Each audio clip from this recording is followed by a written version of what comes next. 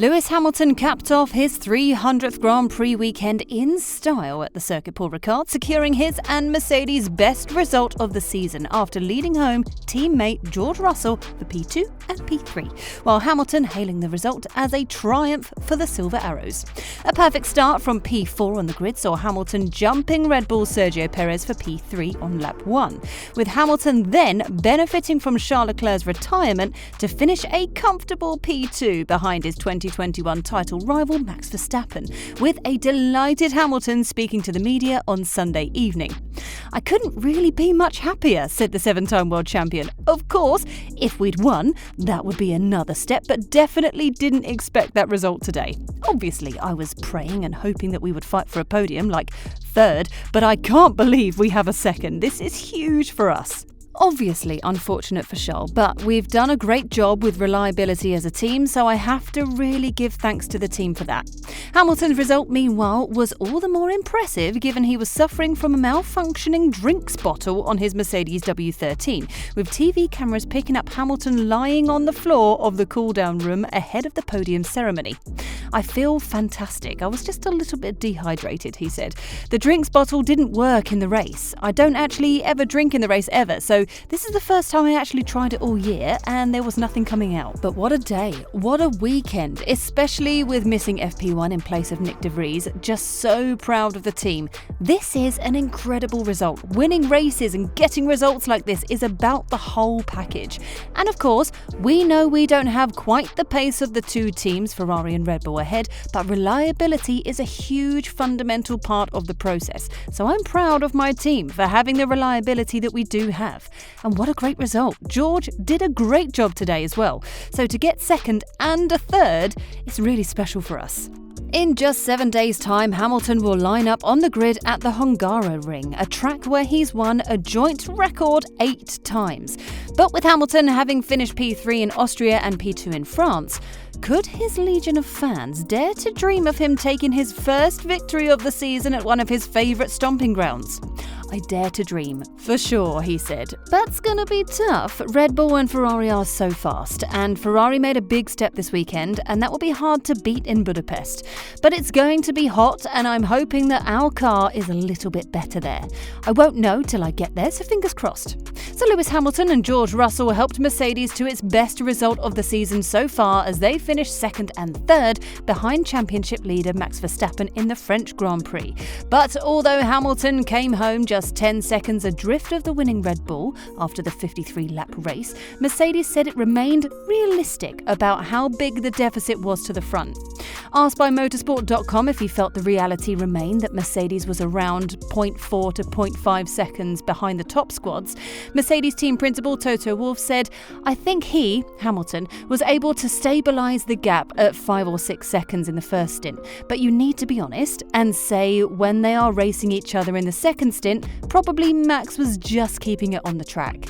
So in my half-empty glass perspective, there is still a lot of lap time to catch up. Mercedes had a confusing weekend in France, as on a weekend which it had headed to hope to fight for the win, it was less further off the front than it had been in recent races. Wolff reckoned that key now was the team getting to the bottom of why its French performance did not match expectations. "I think with every lap we collect more data and understand a little bit, so we're putting the little pieces of the puzzle together," he said.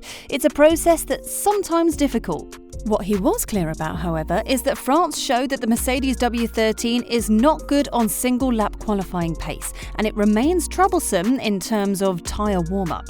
"It's simply not one thing. We're lacking performance on a single lap, and we're lacking on performance at the initial stages of the stint," he said. "There is something to understand, and it's not a silver bullet, but it's a few topics that they roll into our performance. Second and third is a good result, but we work tirelessly to win, and there is still a gap."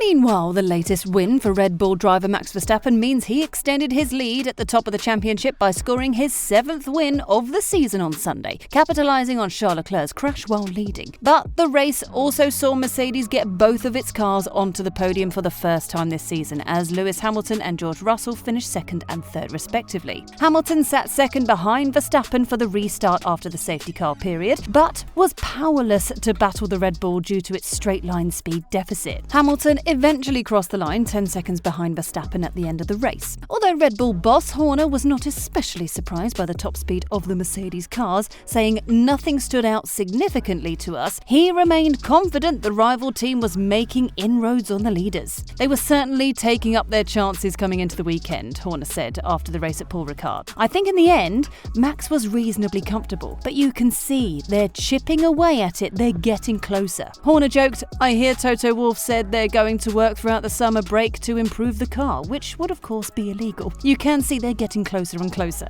Mercedes had been expected to fare well at Paul Ricard thanks to the circuit's smooth surface and a layout that appeared to suit the Mercedes W13 car. Yet Hamilton was still 0.8 of a second off Leclerc's pole time for Ferrari, while Russell could only manage 6th on the grid before both drivers fought back in the race.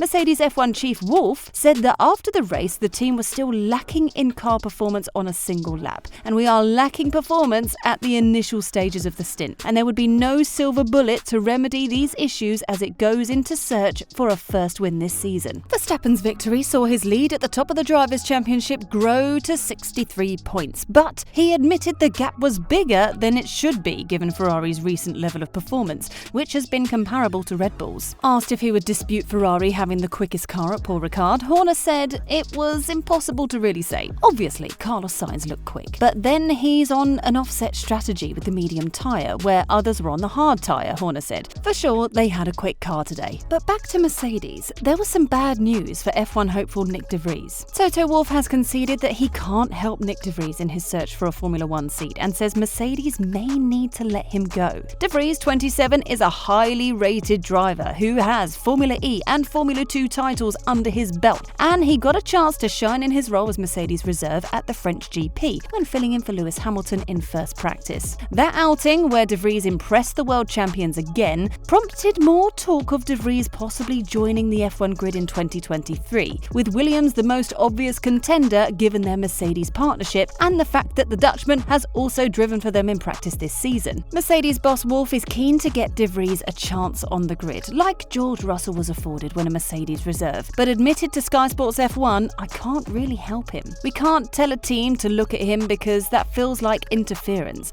and then it goes the contrary way. Wolff also said that without an F1 seat, it may be time to release de Vries, who won the Formula E title for Mercedes last year. I think if we're not able to provide him with an interesting Formula One project, in a way, we need to let him go, he said after practice on Friday. He's looking at various options, sports cars, maybe Formula E, but you just must never give up on the opportunity that one day a Formula One door can open. Today was very, very good. De Vries finished 9th in first practice at Paul Ricard, just half a second down on Russell. His efforts earned praise from Hamilton, who watched on from the garage, and as Wolff revealed, coached de Vries along the way. I was a bit confused because I came in there and he was sat in my seat, said Wolff of Hamilton watching on in the garage. I thought, why are you not in the car? It was interesting because he was coaching Nick. He was helping him with the overlays. That was interesting to see. Next up on the Formula One race schedule is a trip to Budapest, with Max Verstappen holding a 63-point lead over Charles Leclerc.